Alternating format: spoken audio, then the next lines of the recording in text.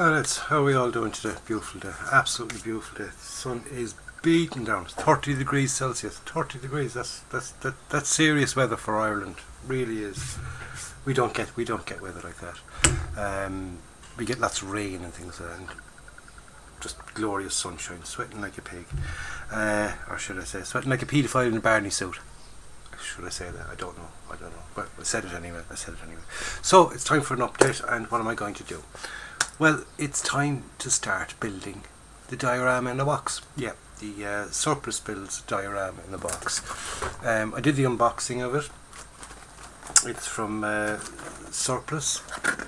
Okay, Surplus. It's 1/35th scale diorama in a box. Okay, and what it is, it's wall sections, bricks, blocks, cobblestones, a nice selection, enough for you to make a little dio, or a big dio.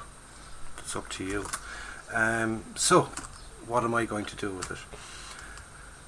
I'm going to do just a little display base. Okay, I'm not going to use all the blocks because I don't really have the space for big ones. I've got the space for small ones, so I'm going to use some of the blocks in this and some of the cobblestones, wall caps, things like that. I'm just going to make it nice and simple, so it'll enhance the model, not take from it. You don't want the dio to look excellent and then you're putting up your little your model itself, and do you know what I mean? The dio takes from it. You want the both to be good, excellent. You don't want one to outshine the other. So this is just going to be a little display base for the Bedford QLR. So let's get down to the bench. Let's have a look at what you need to do all this. You know, what you need tools and things like that you need to get this all built. So let's get down to the bench and let's get started. Right, so here we are. We're on the bench. First of all, you need a base. Oh, this base is just a piece of wood. It's we give you the dimensions, we might as well. It's a foot long, 12 inches, which is 320 or 310. 310 centimeters. It's 30 centimeters in length, just over it. That's the middle surface, the working surface of it, and it's 6.5 inches wide, which is in centimeters, 16.5 centimeters, almost 17 centimeters. Okay, in width. Now, what am I going to do to that? I give it a bit of a cleaning off because I had a bit of das clay kind of thing in the centre of it. I had it as another base, so I'll just move the camera just back another little bit so we can see what we're doing. Okay, so on this I'm going to build my wall, my cobblestones and all that. So what's needed? You need a base, you need your kit.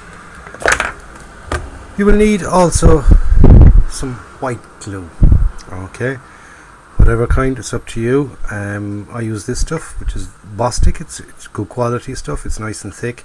You can thin it down a bit if it's a bit too thick for you, but it's very good, good and strong stuff. I did get some other stuff there, craft glue, and it says washable PVA adhesive, and it's absolute shite. It's pure rubbish. It won't do for this. It'll probably stick paper and things like that for kids in school, but it's no good for this. Okay, so you need a reasonably good quality white glue. Okay, you will also need tweezers. Now I find these ones the best with the little curves, because you can get down and you can place things easier rather than the straight ones. Whichever you want to use, it's up to you, but I do prefer the ones with a little curve on them. Okay, you will need a hobby knife. You need sprue cutters. Why would you need sprue cutters? Because they're cast. Some of the blocks you might have to break and cut in half, and these are absolutely ideal for cutting them in half. Okay, some of the smaller blocks. That's really about it. It's just some simple basic tools. You also need some bit of sandpaper, things like that, but that's more towards the end. But have it to hand anyway.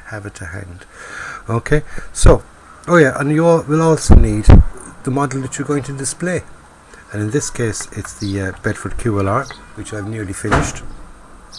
Okay, it's got to get decaled and weathered and all that.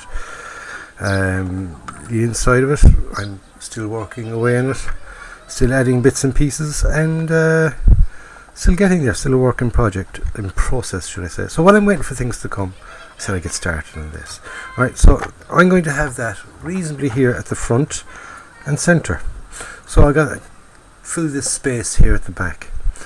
So what am I going to use to fill the space at the back? Oh, oops, what am I going to do? Obviously you know what I'm going to use. I'm going to use the blocks and bricks and things. But what am I going to do? So I'm going to build a wall. Height of the wall, I haven't decided yet whether it's going to be a tall wall or a short wall. But it's going to have pillars. And it's going to have a corner. Okay. So I'll just get an old marker here. I have a marker. It's a silver one, unfortunately. So I'm going to say, right, where do I want my wall to start? Because I'll have to put in sort of a curb as well. So I'll have to start back, pretty far back. Okay, so I'm going to start back there. So excuse me now, we'll take that away. And we're just going to mark out the wall. Okay, so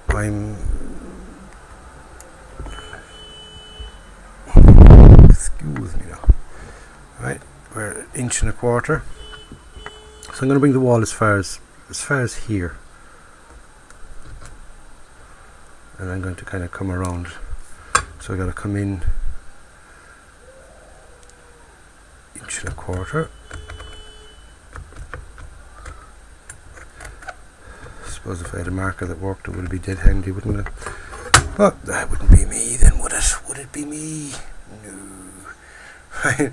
So here's our wall.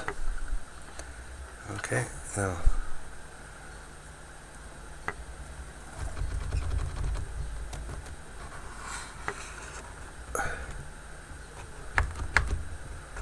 and it's not marking it whatsoever. So we'll try and highlight pen, because I keep saying to myself, John, you want to get yourself a good thick black marker. And each time I'm in the shops and things, what do I need? I need this, I need that, and the other thing. I get home and then I go, oh feck it, I forgot my black marker. I'm always at it. So anyway, we use the green. All we want to get is just a line that we can see. Okay, it's not going to be anything permanent. You're not going to kind of it's not vital. It's only for myself, just to see where things are going to go. Okay, so I can just about make it out. Okay. So my wall is going to come along here and end finish there. So it's going to have, say, a pillar here. We'll say a pillar there, maybe. Wall, and wall. No. So therefore it's also going to have a bit of a footpath, which is going to come out to about there. So the green isn't working. We'll try one of these bloody things. Okay. Like I said, you only need these lines are really only just to visualize size and things like that, and how things are going to fit in for you. I mean, I already have the idea in my head of what I want, but now you got to kind of sort of transfer that idea that's up in your head down to the ground. Okay, down to what you're actually going to do with it. Okay, so there we go. There's my main marks. Okay, wall is going to be in here. You're not going to see anything behind the wall. You're going to have a footpath. Okay, here, and that still gives me plenty of room to have my truck in the centre, up near, parked up to the curb, because I'm going to put in some telegraph poles. Okay, I'm going to put one there and one here at the end, and the telegraph poles there on the bottom of this here. You've got some spools, and I'm going to bring a bit of wire from one of them up to the telegraph pole, so it's linked into the telephone systems. Okay, so that's where we're going to start with. That's what we're going to do. This bit here, down here, is going to be cobblestones, footpath, and the wall. Okay, so first off is build my 3 little pillars, decide what size I want my pillars, and then start with the wall sections. Okay, so I'll get that done and I will get back to you. Okay, so let's get started. Now, as you can see, I got a good start done on it. We have our 3 pillars, our 2 wall sections, and we have a little wall section back here as well, just to, you know, bring it out from the back a bit slightly. They're not glued in, okay? They're not glued in at all.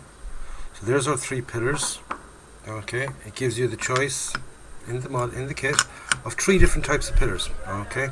Well, 3 different sizes of pillars, not 3 different types. They're all the same type, basically, right? So we've got, you can have them 3 bricks wide, 2 bricks wide. Okay, see it here, 2 bricks. These are the ones I'm using. So you can have 3 bricks wide, 2 bricks wide, or there's little ones here. Okay, it gives you more little ones inside in the kit again. Right, I just happen to break those ones, but you can build them that they're sort of a brick and a half wide. Alright, so I'll just show you there. Look. So, brick and a half wide. Okay, so you've got a choice of 3 different pillars if you want to use. I've decided to go for the middle ones. Wall sections. Okay, now the way they come, pop it out here, you get it in your little pack. This is a wall section. Okay, now what it is they're 24 courses high. I didn't go counting the width of them, and I mean, if you want to pause that and count them, you're quite welcome to. So what I did was I cut off all the little knobs at the ends. Okay, cut all of them off, counted up 12 and cut that in half. Okay, now it's very easy, cut them. I suppose I should have saved a bit, you know, to cut. I'll do one. Okay, it won't go to waste, and I do have plenty of spares, shall we say, because I'm not using any more of these. Alright, so what you do is you get a scalpel, hobby knife, whatever you want to call it, whatever you want to use, that's up to you. Okay, and you count up. I counted up 12, so it's 1, 2, 3, 4, 5, 6, 7, 8, 9, 10, 11, 12.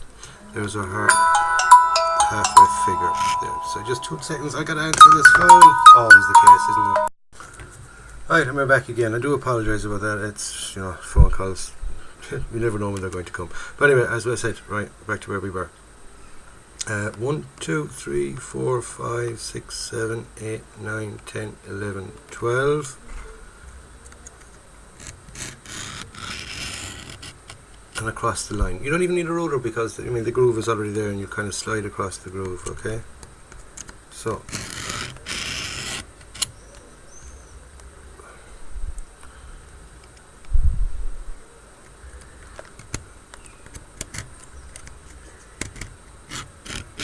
using the back of the blade, give it a couple of passes and then pop.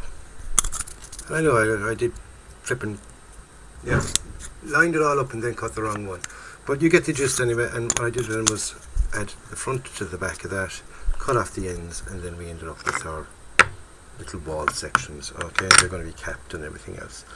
So that's our wall looked after. Then I laid down the curbstones here. Okay, so we've got a line of curbstones here. Put in a grate, and I've started on the cobblestones for the road. Okay, I've put in a line facing in. Then I'm going to do a line flat. Okay, and then start my kind of my road going across. Okay, so I'm going to continue on with that, get all the road done, and before I go onto the footpath, we'll stop, we'll have a look at it, and be all in the next video, of course. I get the road done in the next video, then we'll get the path done, get the walls in place. Then I've got to put on the cappings on the pillars.